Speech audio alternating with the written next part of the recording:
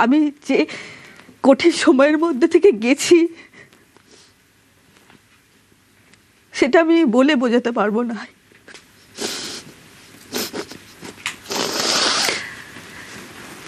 নতুন সরকার এসেছে, পালাবদল হয়েছে, কোনো জায়গায় আর রাজনৈতিক ছোঁয়াচ থাকবে না, এটা সরকার স্পষ্ট করে দিয়েছে। তাই ইন্ডাস্ট্রিতেও থাকবে না, কোনো এরকম কোনো কোনো বাড়ির প্রভাব, কোনো ব্রাদার্স প্রভাব এরকম থাকবে না।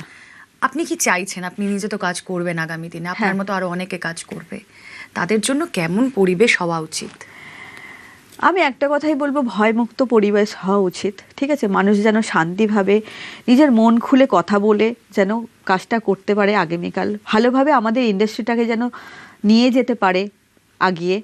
সেটা সবাই, সেটা আজকে নতুন সরকারে যারা বিধায়ক হয়েছে, এবং সবথেকে বলবো যে আমাদের মাননীয় মুখ্যমন্ত্রী যিনি, ওনাকে তো কোটি কোটি ধন্যবাদ আমার তরফ থেকে এবং অল টেকনিশিয়ানদের তরফ থেকে জানাই। উনি না পাশে থাকলে এতটা দূর এগাতে পারতাম না। কখনো মনে হয় না, এই ভয়টা করছে না যে ওই হয় না, যেই যায় লঙ্কায় সেই হয় রাবণ, না একটা স্বরূপ চলে গেছে, আবার এরকম কেউ আসবে? সেটা হবে না, সেটা হবে না। কেন, জয় শ্রীরাম কখনো অন্যায় করে না, আমি এটুকুই জানি। কাজের পরিবেশ ভালো হোক, এটাই চাইছেন? একদমই তাই, হবে, ওটা আগামী সময় হবে, ওটা পূর্ণ বিশ্বাস, আমার পূর্ণ বিশ্বাস। যে ভয় নিয়ে মানুষ এতদিন কাজ করছিল, সেই স্বরূপ ছাড়াও তো বাকিরা এখনো রয়ে গিয়েছে দিদি। হ্যাঁ, এগুলো ইনভেস্টিগেশন হোক, আমি চাই ইনভেস্টিগেশন হোক। যারা ক্রিমিনাল তারা ধরা পড়ুক, তারা শাস্তি পাক, শাস্তি পাওয়াটা খুব দরকার। তারা মানুষের উপরে প্রচুর অত্যাচার করছে, প্রচুর।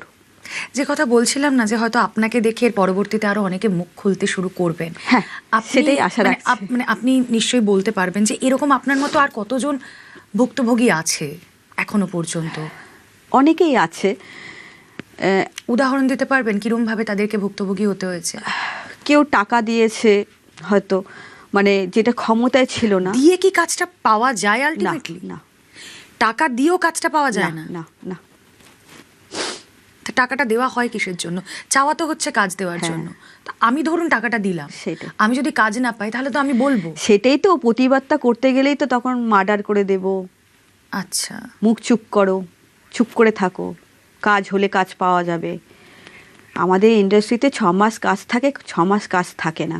এবার 6 মাস যেটুকু কাজ থাকে সেটুকুও তো আমরা পাই না, না সেটুকু তারা বিশ্বাস, যে ছোট বিশ্বাস তাদের লোকরা পায়। হ্যাঁ দেখুন, শুধু তো টেকনিশিয়ানদের সঙ্গে না, আমরা দেখেছি অভিনেতাদের ক্ষেত্রেও ব্যান কালচার চলেছে।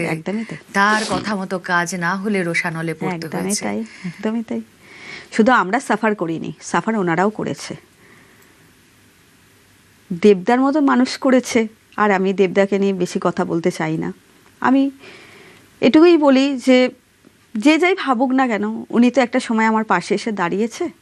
আজকে যেরকম এই সরকার গঠন হওয়ার পরে আমার পাশে এসে যারা যারা দাঁড়িয়েছে, রুদ্রনীলদা বলুন, পাপিয়াদি বা রূপাদি, হিরণদা, তখন সেই সময়টা উনি কিন্তু আমার পাশে, সেই সরকার টিএমসি সরকার থাকার সময় দেবদা কিন্তু আমার পাশে এসে দাঁড়িয়েছে। রুদ্রনীল ঘোষ, পাপিয়া অধিকারী বা যাদের কথা বললেন, রূপা গঙ্গোপাধ্যায়, হিরণ, তাদের থেকে কি আশ্বাস পেয়েছেন?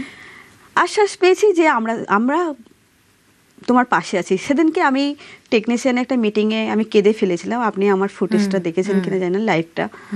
তো ওইখানে আমি বলেছি আমি কি জাস্টিসটা পাবো, আমি প্রচণ্ড একা, আমি জাস্টিসটা পাবো। তখন রুদ্রনীলদা একটা কথাই বলেছিল যে হ্যাঁ পাবেন নিশ্চয়ই, আমরা সবাই আপনার পাশে রয়েছি।